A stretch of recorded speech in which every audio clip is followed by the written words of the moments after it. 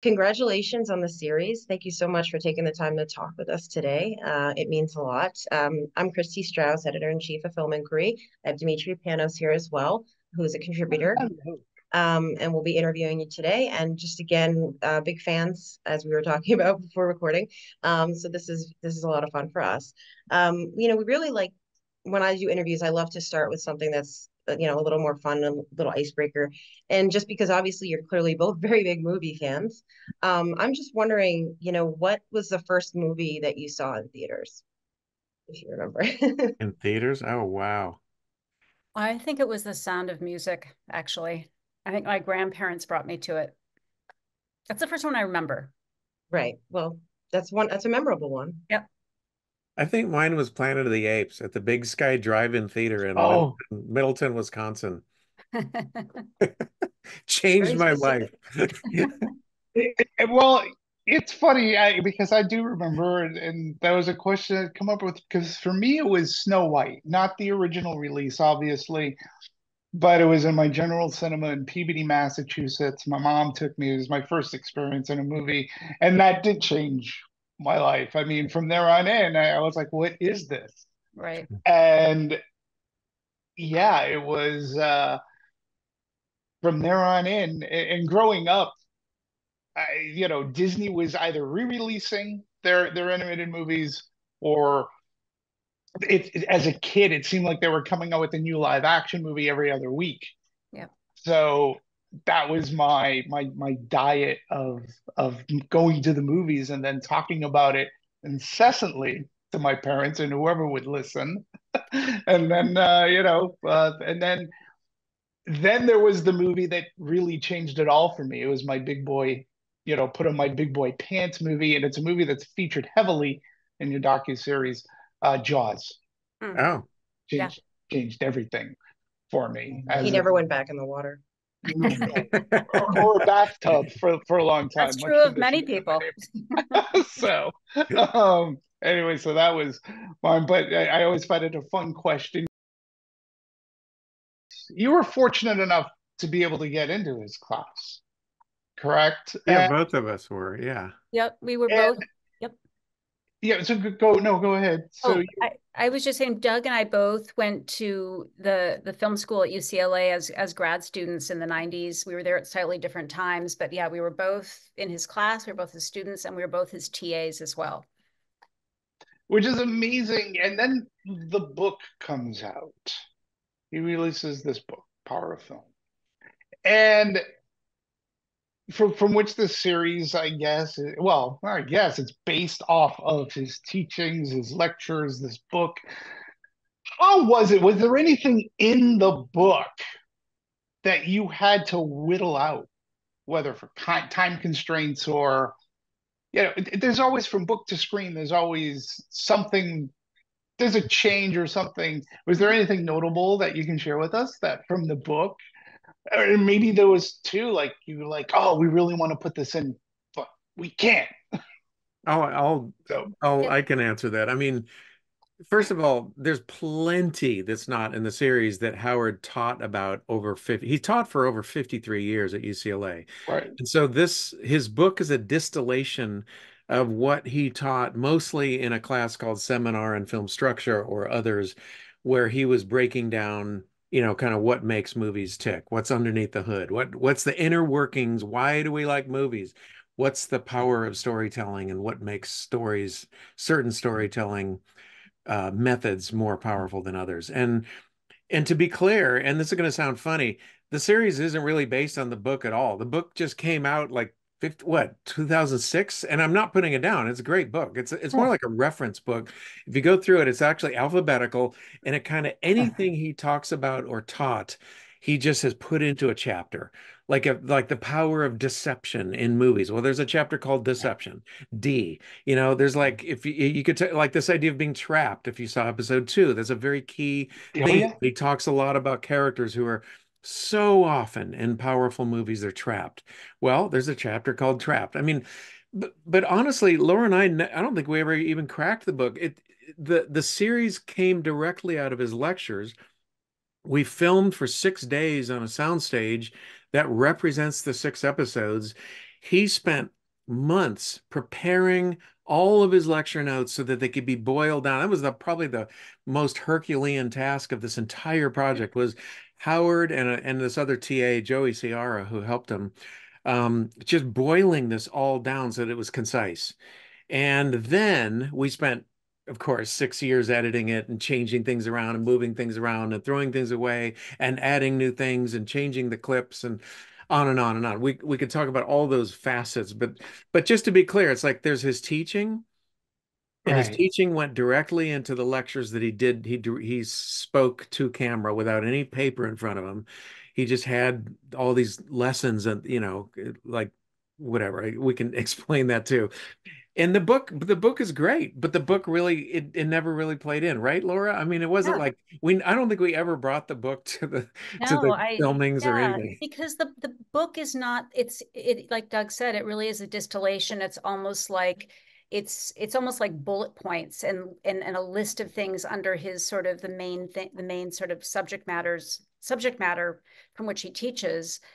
And we really, I think our kind of vision for it was really like, what was that experience as a student of Howard's, sitting in the lecture room, being pretty like he would give 4 hour lectures, like kind of mesmerized in a 4 hour lecture. I mean, we had an intermission in the middle. I mean, they were long. They were sometimes too long, but but we were like, what we wanted to capture the magic of Howard in his mode of lecturing, which is very much like what you see in the Power of Film series. He's engaging, he's funny, he's moving, he's erudite, and we wanted to capture that. In his And element, he's sort of not thing. like a stuffy professor. He's not. This is not an academic series. It's not like, well, in the 1952 series, like he doesn't go off into those kinds of things. It's a very different kind of thing that is happening in the series that we're actually proud of. Is that it's not technical. We don't get into like camera lenses and like backgrounds and wardrobe and it's not about celebrities or actors, although he definitely talks about persona and he talks about actors and names them a lot, but it's not a history. It's not at all a history. It's actually literally just Howard, film clips, and then a bunch of really cool music that we brought in to kind of make it cohesive and make it feel like you're moving through all these clips to a bigger point. And so that was kind of the approach we took was to keep it as elemental as possible. And I'm Well, just gonna, there's something. Go ahead, oh, I please. was just going to No, add no, one thing because I saw your reaction when Doug said 6 years to edit. I sometimes it just needs a little that's explanation. And yeah. Well, that was my follow up. Yeah, I was gonna yeah, say 6 years. Wait, what? Well, so it this, wasn't 6 days. 24/7, okay? It was not 24/7 at all. yeah, but what's unusual about this series is that we made it independently. We just decided to go out and make it, and it was through donations from UCLA alumni and just through us self-financing it. We decided to make it independently because it was a hard series to sell. Um, and um, and so because Doug and I were busy on other jobs and such, we worked on it on and off over 6 years. Yeah. And then when it was finished, we brought it to TCM. And we knew we'd met Charlie Tebesh years before. He had expressed some interest, but he was leaving Filmstruck at that point. Things were happening. He wasn't where he is now. And we brought it back to him when we were nearly finished, almost completely finished. And he liked it and said, this is, it's really not like anything we've ever done on TCM. And it's also perfect for TCM. Yeah, Yeah, that's so something we're I we were thought thrilled. Charlie as well. Tebesh, by the way, is the president of TCM, Yep. for those who might not know. Yep. Thank you for Great that. guy and very supportive. He loved this, when he saw it. And frankly, to what Laura said, 5, 6 years ago when we first met with him, we weren't ready at all. Yeah. It's like any edit in a documentary takes a long time. I mean, a lot of my movies, and Laura, I'm sure you too can Mhm. say that the edit is at least a year, sometimes 2 years. It's a long process, and there's a lot of rethinking and reworking. And Howard was very involved in that in a very, very supportive, great way. I mean, sometimes we would do a scene and like a scene with his lecture, and it was he'd he'd be a little frustrated because he's like, God, that's not quite what I meant. Either because he's himself would say, I said the wrong words on that. I can make this clearer. Or sometimes we just got it wrong. We're just bad students, right? We just blew it. And he'd be like, no, that's not the idea. Like, or that's the wrong scene. You're supposed to show this other scene from Casablanca, whatever. So we would keep, always back to the drawing board, but it slowly just kind of started coming into light, and it all really, worked out in the end. Just took a long time. Yeah. I'm just wondering, when you were taking the classes, did you ever think like, man, this would be a great documentary? No. No, absolutely. Never No. crossed my mind. I mean, his class had a reputation. It was the kind of thing that it wasn't for everybody. I mean, he really can go on and on and on, and he can go off on like half-hour tangents where you're like, wait, what are we talking about I mean, but that's kind of the joy. It's very non-linear. You'd go in talking about this one movie and you'd get this whole other side lecture about Greek mythology and this other realm and this other thing, and it was if you're into that kind of thing, you love it. It's really cool. And it kind of infects you, and it makes you go out of class going, okay, he's really talking about my life. So first of all, how am I going to change my own life? Because and Yeah. then the second thing is like, I'm never going to look at a movie the same way again. Like I'm gonna start looking at movies from this other point of view of how is the audience feeling? What are they getting from the story, and why are they relating to it? Which is kind of what he does. That's sort of his trick is to, it's anyway, but and he basically, long story short, he had a big impact on filmmakers like Laura and myself and many, many hundreds of others who are out there doing many, many different types of filmmaking because these lessons don't go away. It doesn't matter if you're doing a 5 minute short or a 30-second commercial or a documentary or a feature or if you're a screenwriter or a television series, none of it matters. It's all storytelling, and these principles apply, period. I don't care if it's a modern It abstract art film, you're still going to be thinking like, wait a minute, how's the audience feeling? What are they feeling right now? And that's kind of where he goes. right. And I think we can throw in film criticism Heck as yeah. well, because Absolutely. it is a way in which you watch movies. And Christy can attest to this. She actually laughed at me today when we were watching the final episode. I'm I'm watching it and I do feel like I'm in a lecture. And I was like nodding my head. She's like, he's not talking to you. Like you're not in Oh, yes, class. he I'm like, is. I know. I said, but I feel like I am, and this is like the most fascinating uh this is the most fascinating documentary about literally the power of film, which was going to, because you hinted upon something and you already say how it changed the way you watched movies. Um, did he also help change the way you tell your stories Absolutely. using the I cinematic think, experience?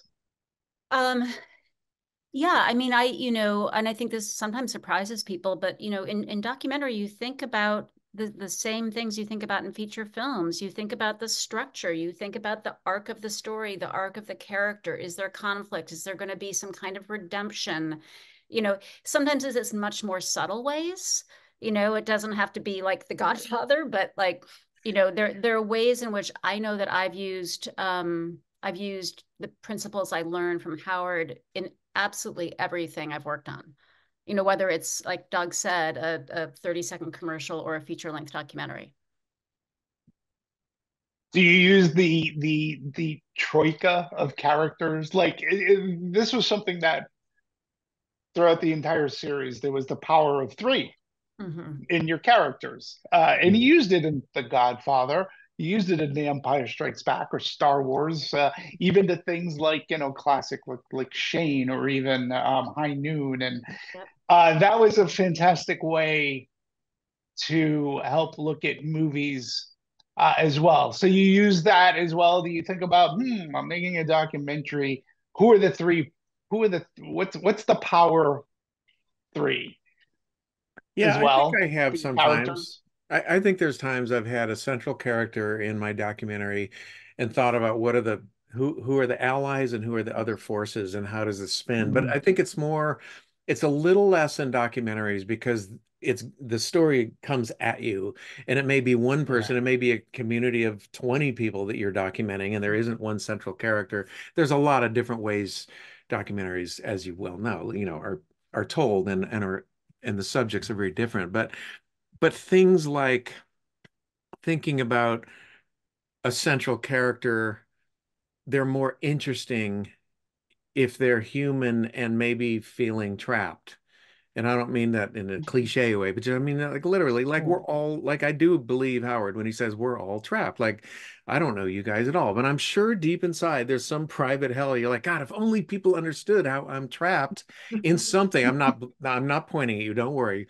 We're not going to go there. This is not a therapy session.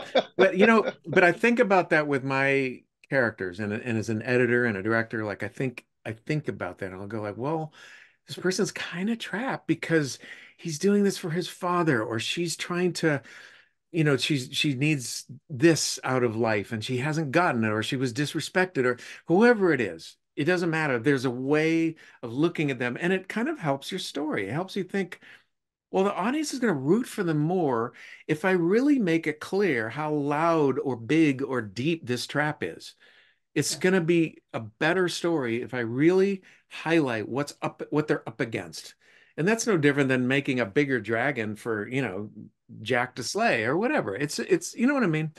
I mean, that's Right. one And it thing. also can be things that, aren't characters. It can be a character in a documentary that is working against, the excesses of capitalism. It doesn't Right. have to be three different characters together in the same sort of story. But I think it's forced us to think about those types of things, like, okay, where is this conflict, and what is this? What is the hurdle this person is trying to get over? Mhm. Yeah, a lot of times, I mean, I'm sure you've done this too, Laura. Like I'll be in a meeting, I'm working with an editor or something, and maybe I'm a producer on a project, and just my job is to give notes to the edit and say, hey, let's get this finished or something. And I'll come up with some total Howard Suberism, like a Suberism, which is a word, by the way. And I'll say it, and I'll be like, wow, God, that's brilliant. And I just feel embarrassed. I go like, well, actually, I didn't come up with that. It was Howard. It was Howard. I'm just the messenger, like because these things stay with you. Yeah, Is that what no, made you want to, like, was that one of the moments where you're like, we should make a documentary? I'm just like spewing his words all the time now. We should do something about that. Well, what's funny is both Laura and I, like, having made this, I mean, so for 6 years we had constant reminders of his lessons and teach. So we are kind of experts on Howard Suber now. I mean, yeah. honestly, it's like, and that's been a gift. Yep. And I think I mean, just in terms of the idea of the documentary, I think it was really something Howard always envisioned. I think he Hmm. always thought that he, not in sort of a, kind of egotistical way, but I think he knew he wanted to share his scholarship with a wider audience than UCLA. And he is quite just brilliant at giving lectures. I mean, he really is he's a great performer in a sense. And I think he had mentioned it to Doug and me both individually over the years that he wanted, sort of envisioned this idea of sort of like Yeah. a PBS type series. Um, and then, I think a couple different students had, there had been a few other little iterations people had tried and then gotten busy, et cetera, et cetera. So we just sort of reached a moment, where we said, let's just try to do this. So Yeah. And no Well, turning that's back. fantastic. So there's been a lot of changes at TCM within the past year. There are a Hmm. lot of rumors that were squashed. Personally, I can't think of a better outlet for Mm. this. yeah. As a film fan, as a movie person myself, whenever I turn on I still have DirecTV. I have not cut the cord. Mhm. One of the first channels I go to is Turner Classic Movies to see what's on. Mhm. And I'm grateful that they're still around, and I'm grateful for all their hosts and their programming, because I have been able to watch a lot of movies that, may have escaped me. And sometimes I'll just, oh, I've heard about this movie and whatnot. One of my favorites is Noir Alley. Love the Noir Alley. But how did the deal come about with Turner Classic Movies? I mean, to me, it just seems a perfect fit and you were saying you were having a hard time. So I would figure somebody like a Turner Classic Movies would have been coming to you and going, "Hey, this is great for us." But how did everything fall into place? Well, I mean, when Laura said it was a hard sell, we're talking more during the first few years when on paper this doesn't look that exciting. It's like, okay, there's an 84-year-old professor and he's going to be talking at you about a bunch of movies, a bunch of clips. And maybe the clips are great, but you're like, okay, wait, it's hard to imagine that. You had to kind of see it.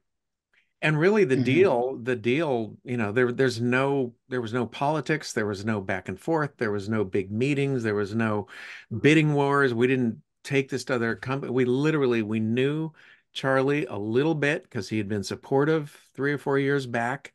And we thought, let's bring it to him first. And that's that. Literally, that's that. And he said, I love this.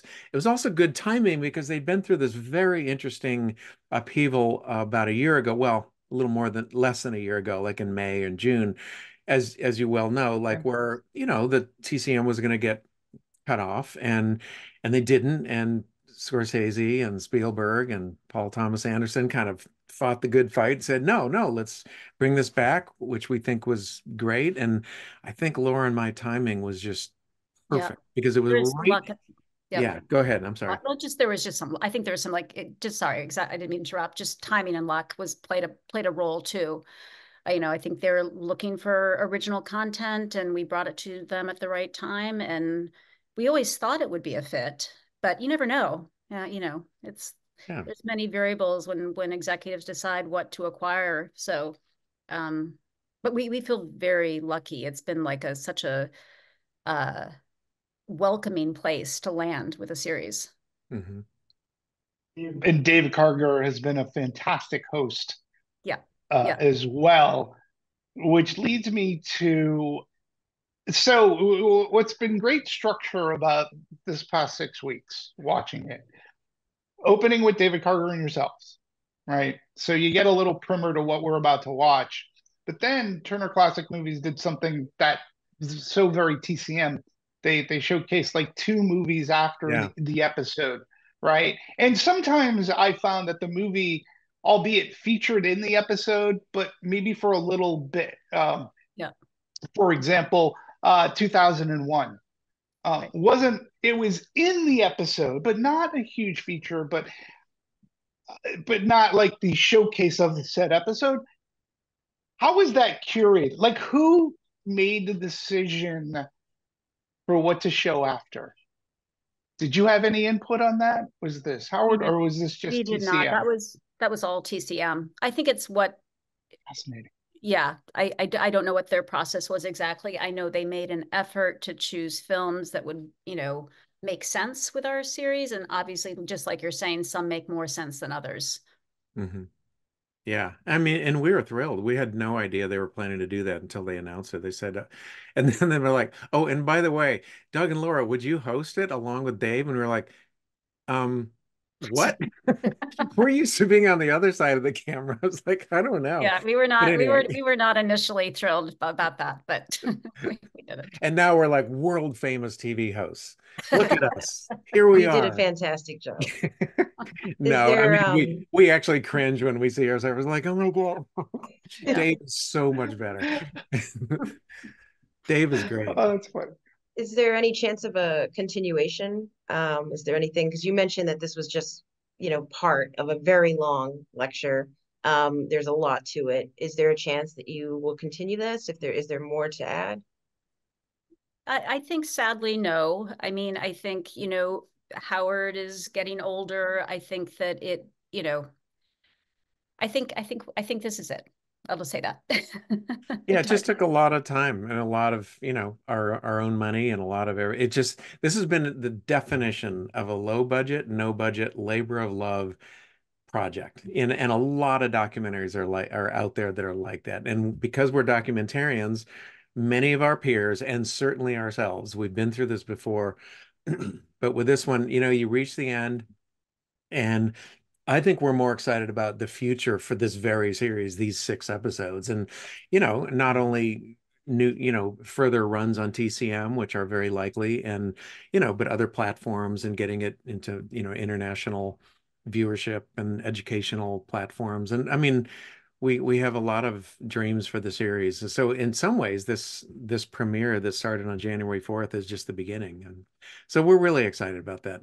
Yeah, even Howard. I mean, we've talked to Howard about that. We said, "Come on, Howard, how about a sequel?" And he's like, "Oh no, no, no, no, no. Oh no, this is Don't do he sequels. Yeah, I yeah, love that. part That's two. wonderful. I see it as an educational tool for sure. Yep. Mhm. And one thing I did notice, so I've been touting this to all my friends who are movie Thank fans, you. and I'd go, yeah, you got to watch, like, because they'll talk about stuff on Amazon, whatever. But nope, you got to watch, you have to watch this power of film. You're a movie fan.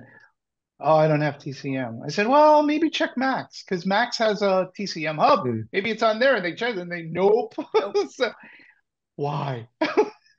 That's just they're different parts of the company, and that's not, Laura, I don't think we have any idea. That's Yeah, we don't you know. know, We're let's just hope we have something positive to announce in the next couple months. But we're trying to find a place where it can live and people can stream it. And then yeah. we're working with an educational distributor on selling directly to universities and colleges and those types of institutions. So we really want to get it out there in a more accessible way. Absolutely. We have a lot of friends who are like, I don't get cable anymore. And we're like, okay, it'll be out. But it is interesting. Yeah. I think TCM is what I love about TCM is they're like an independent wing of this large umbrella of companies. You have Discovery and Warner Brothers and Max and HBO, all this stuff. I like how they're kind of like, they do their thing, but at the same time, it doesn't mean that whatever they do is automatically on Max or it's not Yeah. on Discovery either. That's just the way it is. I don't know anything more beyond that statement. No idea. But I appreciate the sentiment. It's unfortunate for my friends who also cut the cord. I think it's very fascinating too. Throughout my career, whether it's as a film reviewer or working for theatrical distribution, and just being a movie fan, I've always championed the movie-going experience. And this series really celebrates that in such a way. Like, it's not like he's out there, yay, movies, but it is the power of movies Mhm. that I try to instill upon people that I argue with all the time. Although my argument, like, it's starting to win, and I've been having this argument for the better part of a decade about how streaming, no, you watch it and then it's done. People don't talk about it anymore. Yeah. But the power of a movie you talk about like forever, which a lot of the themes of this series talks about. Streaming. So what are I mean, you obviously champion the movie going experience. You love movies. We love movies. I know Christy loves movies. What are your thoughts of the current landscape um, of movies in general? I And where do mean, you think it might be headed? I mean, I don't want to sound super cynical. I think I hope long term that it comes back, and that I think that there's been so much consolidation in our industry, and so many theaters have shut down, art house theaters in particular. I mean, in my 20s, that's what I did all the time. I went to go see films, twice a week in art house theaters. Um, I guess I hope that the independents will kind of come back, that there'll be sort of reaction against all this consolidation. But I don't know. And I think I mean, I'm out of the habit of going to the movie theater myself, I will say.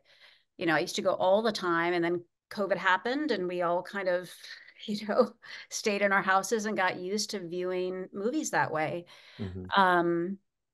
So I mean, I'm not completely pessimistic, but I do think it makes it a lot harder if you're an independent filmmaker. And for me, I make documentaries. It's a much harder climate in which to sell a movie if you've made it independently. It's one thing if it's been commissioned by a streamer, then you're good to go. But if you decide to do it the way I've done it a number of times, I mean, I've done it both ways. it's a hard road to hoe. It's hard to raise money. It's hard at the festivals. It's a very different climate than it was 10 years ago. Totally. Yeah. I think things are changing too. And I think it was Howard who once talked about, all the great eras in the past, like the Baroque era and different, uh, just different eras that we have a name for. Like, oh, that was this artistic era. That for some weird reason, I hope Howard said this. I'm almost sure he did. He did, yeah, I know They you all are kind of about 75 years long. They just are. And I don't quote me on that. mean. I'm going to go do my research on that because I'm tired of even thinking that because I'm really fascinated with that thought. But the way I apply that to movies is that the great era, certainly in America, I can't speak for foreign films necessarily, but the great era of American films, and I say this not cynically, is over. It's different. It's shifted into television. Like a lot of people are following. I don't even watch TV much at all, to tell you the honest truth. But a lot of people and a lot of my peers, and I can just tell, like TV for the last 5 to 10 years is kind of where the real hardcore storytelling has kind of shifted into. I'm not saying movies aren't still great or that I don't just love going to a theater and watching a movie, but it's just I do think things change. It's like vinyl. So maybe what you're saying, Laura, about like, I hope that it comes back. I hope there's like a revival, but it would be called a revival. It is definitely not. I mean, I don't see lines outside theaters at all in LA. I live in Los Angeles. Like I just don't see it. I mean, maybe a premiere, but that's like everybody's been invited to the premiere and they're all trying to get in for that one event. But it's very different. It's just total. We can't compare it to 20 years ago. It's a Yeah. completely different landscape. No matter what we'd like to think, and no matter what, no matter how much we love movies, it's just to me, it's different. I know that does sound cynical, but I think it's more of a reality check. It's just like, well, things move on. No, I think you're just being, brutally honest about it. I think we all think that way. Something that you said just made me wonder, this is about the power of film, but I'm wondering, this is also about the power of storytelling. And you mentioned how tough it is, being documentarians and getting things like this made. Any advice or anything like, that you would pass along to other people that are thinking of making their power of film? I mean, you know, I'll give some like practical advice.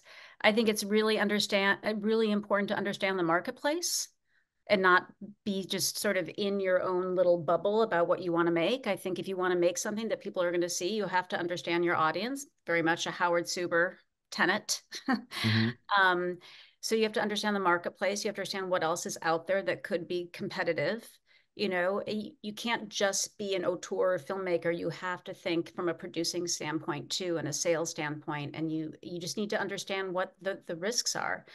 People will take one $15 million sale at Sundance and use that as an example as why people should invest in their movie. And that's like one in, 100,000 films gets that sort of sale. Um, Sorry, I have my producer hat on right now, but that's what I would say, just in terms of really practical advice. And I would say I would only add the idea of persistence.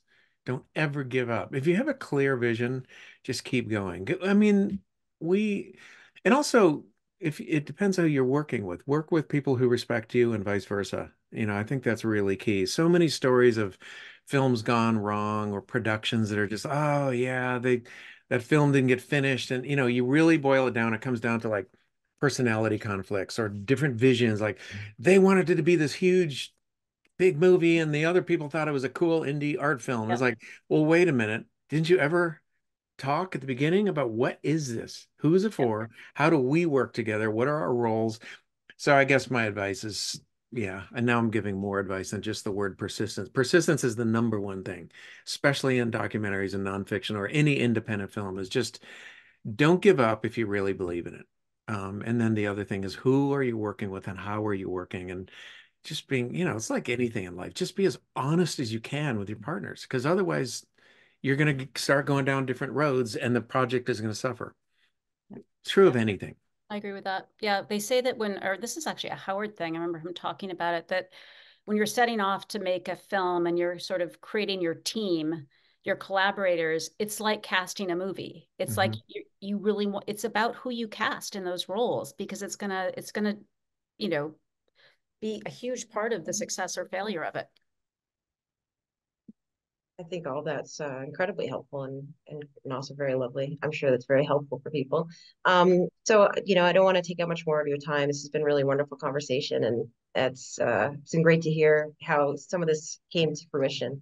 And, again, congrats. I guess I want to finish, unless Dimitri has something else, but I'd love to know what you're hoping audiences will take away from the series. For me, I think, I mean, I've been joking about this lately because another person asked the same question. I'm like, I just want better movies.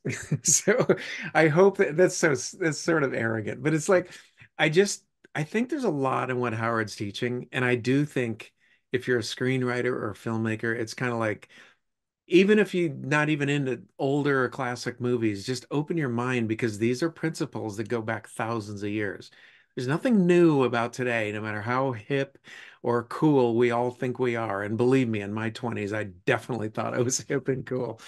But there's nothing, there's nothing really new in the way we behave as humans. Everything else is new. Everything else is great. And I like newness and I like change, but those things so I've really gotten a lot of energy from people, younger people who've seen this and said, God, I really want to go see those films now. Or have an open mind to like, wait a minute, I had kind of written that all off as just old, those are the old 50s film, whatever. I guess I just hope that it opens a lot of minds. And Yeah. better film. Yeah, and better Better films. films. Better films. Yeah. Yeah, I would Yeah, agree. And sorry, no, go. no, I was just going to echo what you had said earlier, Dimitri, is that I hope people have the experience you had where it just gives you another layer, of understanding of films. Yeah, I mean, it definitely did for me. But I grew up at a time, I went to Boston University, and I had classes on science fiction, classes on the history of comedy, the idea of comedy, and I learned had a great influx of film history. I watched movies that I probably would never have, and then from that, I read a lot of books about the industry and how deals were made. And then I did script reading for a long time, and I learned the mechanics of how to write a script. And I applied that to, it was like my first job here in Los Angeles was about script reading. And I apply that to my film criticism as well. And I think the more movies you watch and the better understanding you have for creating or for the better understanding one has for what it takes to create a movie, because it really is a village and it's a creative process, the better as a journalist or as a reviewer one can be. Yeah. So watching this, it just they added certain things because there are even things he talks about. Howard talks about like the use of a close-up, and then this whole thing with the triangle and framing, and these to me are always like, this is, I don't know, maybe somebody thinks it's not fun watching a movie with analytical, and I say no, I'm a movie fan. I go to the movies to be entertained. It's when I'm not entertained that you'll get a bad review.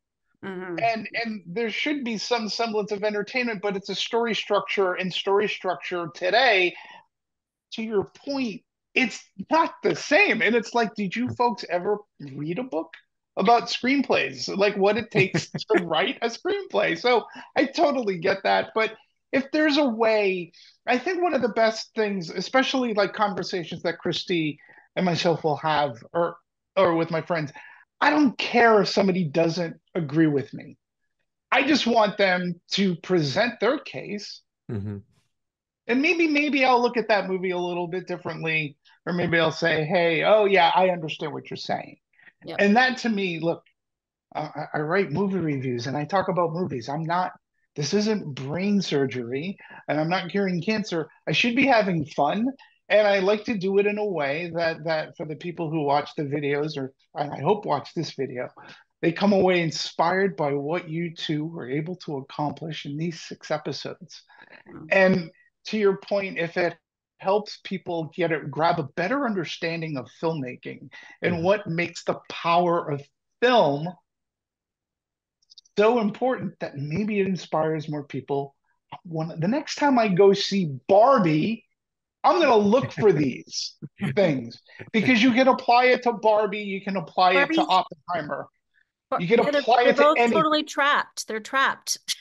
Correct. And again, when you make, you're totally right. Oppenheimer, the way that it's crafted, it's a biopic basically, Yeah.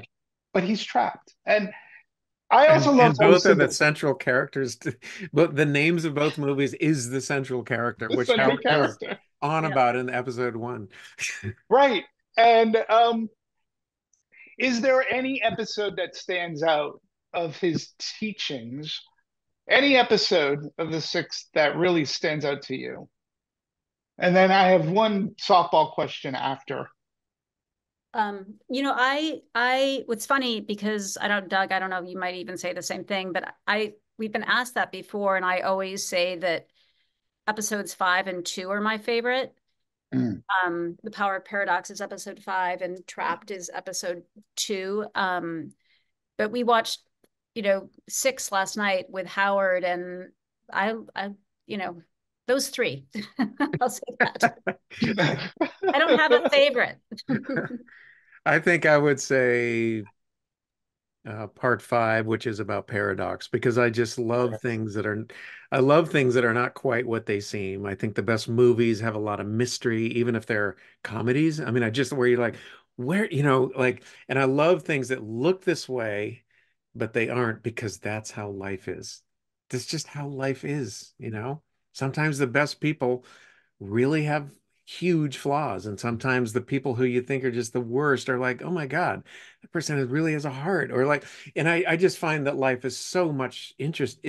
I always like screenplays or movies that really highlight that. And a lot of these movies that Howard's talking about, they're not as black and white as we think. There is no Hollywood happy ending. There isn't just the white hat wearing hero and the black hat wearing villain. It's just so not like that. It's actually, wait a minute, this is a really complex person. Oh, you mean he's human? She's human? Wait a minute. I love that. And he really breaks that down and talks about all that stuff. And I think that's kind of cool. Yeah, I agree, but I also like that people go to the movies to escape. Hmm. We all have our I lives. know, We right? go to the movies for that entertainment. And for me, you are in this sense, you're in this house filled with strangers, and especially whether if it's a horror movie or comedy, that feeling is infectious, and you find yourself laughing louder if the person next to you is laughing loud. Totally. And it, Yeah. Yeah. because that feeling of movie going is infectious. So my one last question, because we are going into uh, we're in the mix of this award season. What is your favorite Oh movie no. of the past year? Do you have one? How's I, everyone? Whether it's Barbie or Oppenheimer I have my, or I your can own. tell you, I thought the zone of interest was brilliant. That's my, I mean, if we're talking, narrative features, that's What's Hmm. your favorite documentary? for documentary. I have a few favorites. I loved this film To Kill a Tiger, Yeah. which was, I thought, remarkable. I loved the Bobby Wine film. I loved, those are probably my top 2, I think, in the documentary section. I loved Eternal Memory, but I thought Zone of Interest was like just brilliant. I'm actually not an Oppenheimer fan. Fair. So you're a Barbie? No, I'm just No, I love Barbie. I mean, I don't know. But For me, I guess but it's not really fair because Alexander Payne went to film school with me, and so I love supporting peers, and I've always loved his films. So I really like The Holdovers. I mean, I think that's probably my favorite one. But and I also haven't seen everything, so I don't feel totally equipped to answer your question. yeah. In terms of documentaries, there's a bunch of good ones every year. There's the one that it's actually a really simple film. So it's not the most amazing filmmaking, but it's the one that impacted me just deeply was 20 Days in Mariupol, which is just so chilling and so frankly horrifying Yep. to realize what's really going on in the Ukraine. It's just, it really was provocative, very much so. Anyway, not to end on a No, down no, note, but it's a brutal, It amazing is. film, and it really lasts. And you can't read any headlines without going, "Oh man, I feel like I've been there and I've seen what's going on." It's terrible. So anyway, I well, really brought the conversation. no. Hey, I asked, and your answers are honest, and I And that's very the much power of appreciate. film, though, Yeah, is to get that exactly. There you emotional. go. That's right. Yeah. And I Impact. wanted to say thank you. And I'm going to leave the last word for Christy, but before that, I just wanted to say thank you. Thank you for the show. Thank you for being within my, you're welcome in my living room for 6 weeks. At a time, I thought that the structure of the show was fantastic, and again, as a person who writes about movies, the more you know, like I can always learn more, and I felt like I learned more about this thing that I love, and I found myself there was an emotional tie to it because of my passion for film. So I wanted to thank you both very much, and thank you for your time today. I hope you had fun. Yeah, On we behalf did. of Film Inquiry and Christy, so thank you very much. Appreciate your interest. Did you folks feel that earthquake? Yep. I absolutely did about I didn't 1 hour feel ago. Yeah, I was like, uh-oh, I jumped up from the couch. It was like, I Yeah. didn't even feel It was we were like, oh, I wonder if they felt that. Yeah. Thank you very much for doing this. It's been a wonderful time chatting with you. Congratulations again on the show. You did a fantastic job.